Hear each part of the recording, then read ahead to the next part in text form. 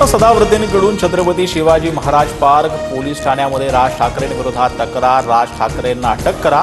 हिंदी सक्ती विरोधातील राज ठाकरेंच्या भूमिकेनंतर सदावर्ते आक्रमक। महाराष्ट्रात राहणाऱ्याला मराठी आलंच पाहिजे। काही जण म्हणतात हिंदी राष्ट्रभाषा, पण मला वादात पडायचं नाही। अजित पवारांकडून भूमिका स्पष्ट। कधी मराठी कधी हिंदू, राज ठाकरेंनी काय ते एकदा ठरवावं। पालिका निवडणुकीसाठी नाटक सुरू। संजय राऊतांची टीका।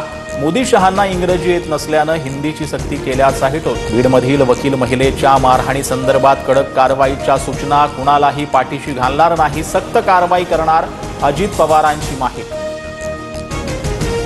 मंगेशकर रुग्णालयाचे संचालक डॉक्टर धनंजय केळकर आठवड्याभरापासून परदेशात गेल्याची माहिती। तनिषा भिसे मृत्यू प्रकरणानंतरच्या आंदोलनाच्या पार्श्वभूमीवर डॉक्टर केळकर परदेशात, सूत्रांची माहिती। अक्षय शिंदेला ज्यांनी गोळ्या घातल्या ते बडतर्फ झाले, पण एन्काउंटरचे ऑर्डर देणारे मजेत आहेत। एन्काउंटरचे आदेश देणाऱ्यांवर कारवाई झाली नाही, उद्धव ठाकरेंचा सवाल। पोलिसांनी माझ्या मुलाला मारायला नको पाहिजे होतं। परभणीतील मोर्चात बोलताना सोमनाथ सूर्यवंशी यांची आई भाऊ।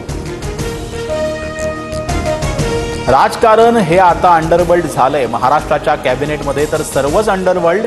मुंबईत पुस्तक प्रकाशनातील कार्यक्रमात संजय राऊतांचं वक्तव्य। बिडवलकर हत्या प्रकरणी 2 वर्षांपूर्वीच वैभव नाईकांनी तक्रार का नाही दिली?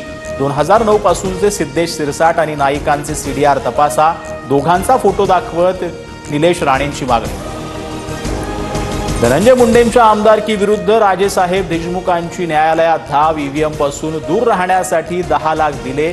कासलेंच्या मुंडेंवरील आरोपांनंतर देशमुख आक्रमक। सोलापुरातील न्यूरोसर्जन शिरीष वळसंगकर यांची डोक्यात गोळी झाडून आत्महत्या। उपचारादरम्यान डॉक्टर वळसंगकर यांचा मृत्यू। आत्महत्येचं कारण अद्याप अस्पष्ट।